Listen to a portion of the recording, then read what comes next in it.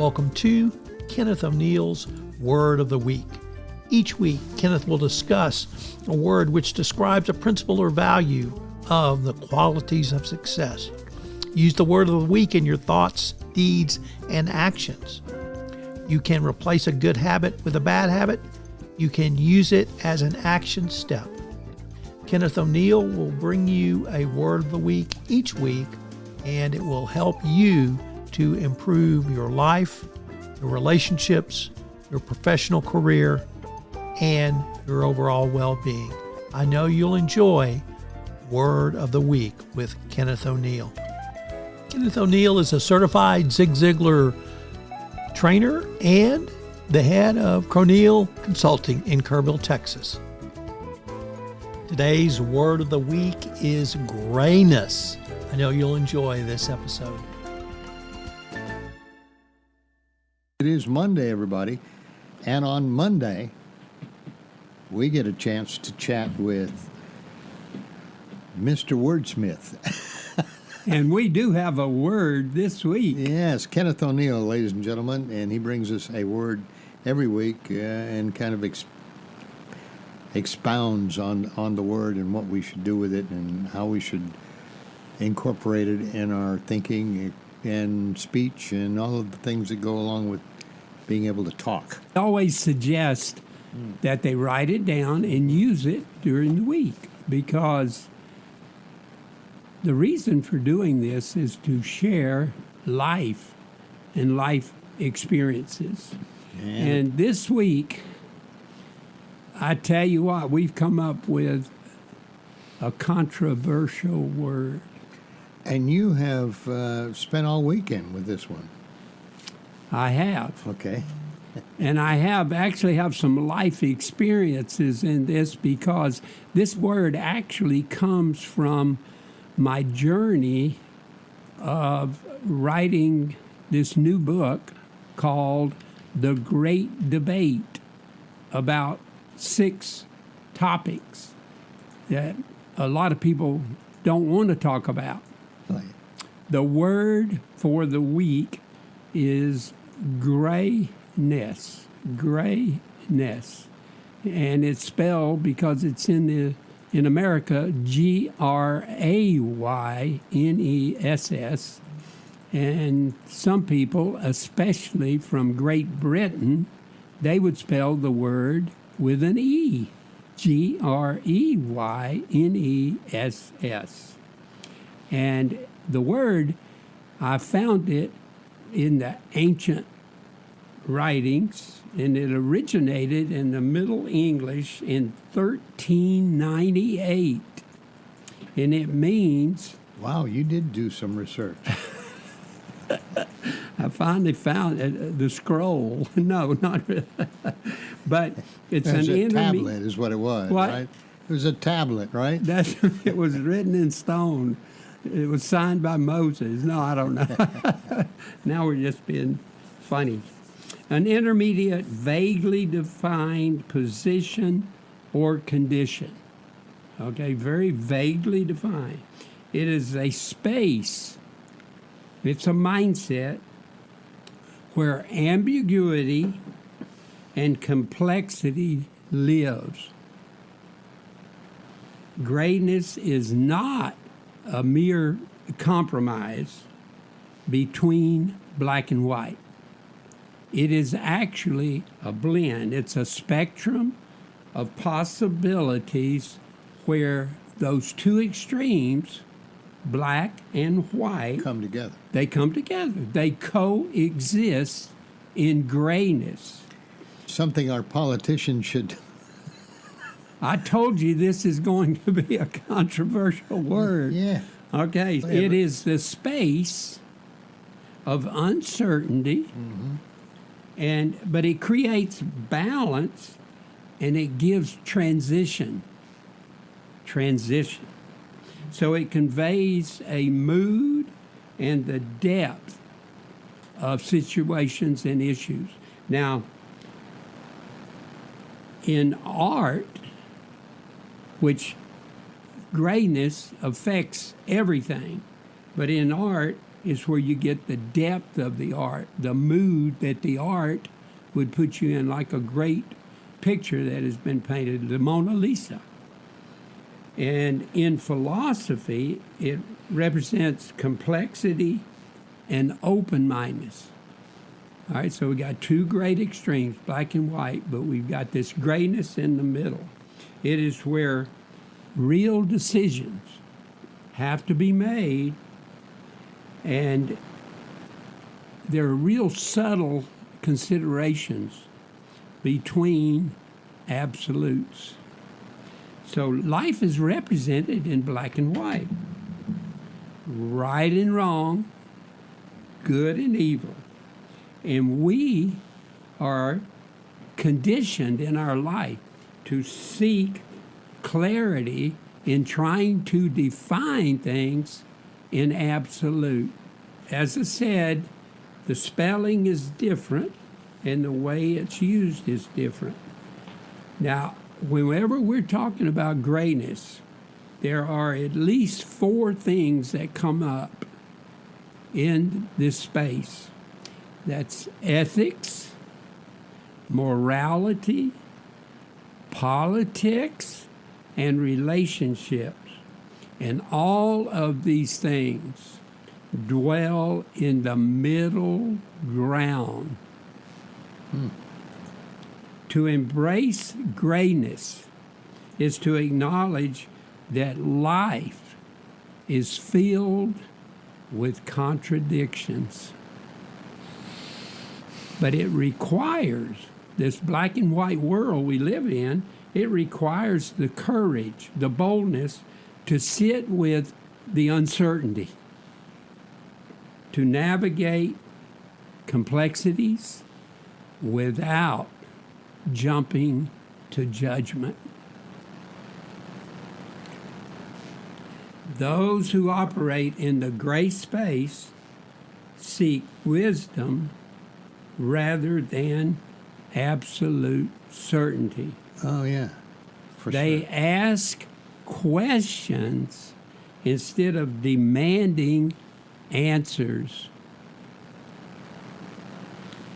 A black and white world, and if that is the mindset that we have, can lead to rigidity. It's my way or the highway. While embracing gray allows for adaptation and growth. Remember, we say you can love and care for somebody, you can disagree, but you can still love them. Oh, sure. Okay? Oh, for sure. You can, there's lots of things. Politics, for instance, or... Well, You in can disagree, relationships yeah. especially. Yes, Yeah. exactly. I mean, Okay, so seeing gray in another person, in other words, if you see this person is open-minded, they're willing to have a conversation, and that's where I have, in the last 2 years, when I started working on this book and trying to have conversations with people, to communicate with them, be a better communicator, not just a public speaker, but be a better communicator. Now, when you see it in other people, it fosters compassion. See, you and I, we're kind of in this area here. Yeah. All right. You know. But I recognize, I appreciate your openness and willingness. It actually creates passion for us having this discussion. So we understand that in life, there are different perspectives. And what we want to do, we actually want to build a bridge. Don't build barricades and walls between people. So we have to look at this idea. And being in the gray creates, one of the greatest words there is forgiveness. Forgiveness. Growth and deeper connections. It teaches us that one action does not define a person. I've been working with a guy who spent 4 years in prison. And the thing we talk about the most is he's come to the point that his mistakes in the past do not define him. No. And so in over a year of coaching with him, he continues to evolve. He gets better and better. The true essence of life exists. It lives in grayness. Black and white thinking, it gives us a certain amount of comfort. Well, they're barriers. Yeah. Yeah, so black and white is really just simple. If you got black, you got white. All right. But we should embrace our ambiguity, for when you're in the grayness, the richness, that's when the richnesses of human experiences come to play. Yep. So in depth, grayness is deep. It's not an indecision, though. It's the bridge between the extremes. And that's what black and white is. Now, real quickly, so I'm going to give you a couple of words. I sat down and I said, okay, let's compare black to white to gray. So black, what do we think about when we talk about a black? It's unknown. It's negative. It's a hardship. It's absence of hope. There's sadness. There's fear. It's pessimism. The black hole. The black hole, that's right, wherever that is. There is no room for ambiguity or compromise in black. But white, look at white. Clarity, peace, innocence, opposite of black. Light, truth, new beginnings. A sense of calmness. Now that's what white stands for. Now let's look at the positive characteristics of gray. It's a blend of black and white. It represents balance, neutrality. Yep. There is some ambiguity, but it suggests in a grayness life, it suggests that life is not always clear. It's not always divided into good or bad, right or wrong. It is a complex spectrum of opportunities and possibilities.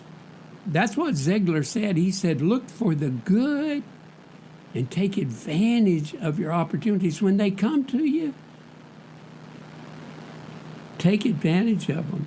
Life is seen where there are compromises and shades of meaning that require understanding, tolerance, and acceptance that we are imperfect.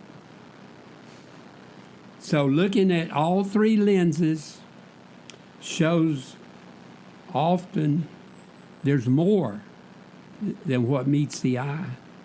Truth is somewhere between those extremes. And like you said, it comes up that a major time to use this grayness is in politics. Oh, yeah. And Throw in a little black comment. and white thinking is like absolute. The gray areas, what is relative. So what we must do, in closing here, seek truth with wisdom, balance, take on these absolute principles, but take on the understanding that life is complicated. Understatement. Kenneth O'Neal, ladies and gentlemen. If you'd like to chat with him or express some opinion, you can get a hold of him. It's merger@windstream.net. Got it. Or your hello Dingwa, your telephone. 830-285-7010. And you can just text me and we can hook up and have coffee And if you're a business person, we actually have about 120-point assessment that we'll do on your personal and your professional life. And that's all complimentary, so just call and ask for it. Yep, that's all you got to do. Ladies and gentlemen, thank you very much. The word Greyness for the week, and we'll see you next week, same time, same place. Yes, sir. The Wordsmith, Mr. Kenneth O'Neal. This is Tom Fox. I'm a co-founder of the Texas Hill Country Podcast Network. If you've enjoyed this podcast and you would like to talk to us about getting your own podcast on the Texas Hill Country Podcast Network, we'd love to talk to you. So you can reach us at our website, through our website, the Texas Hill Country Podcast Network. Word of the Week with Kenneth O'Neal is our latest podcast, and we will present Kenneth's word each week going forward.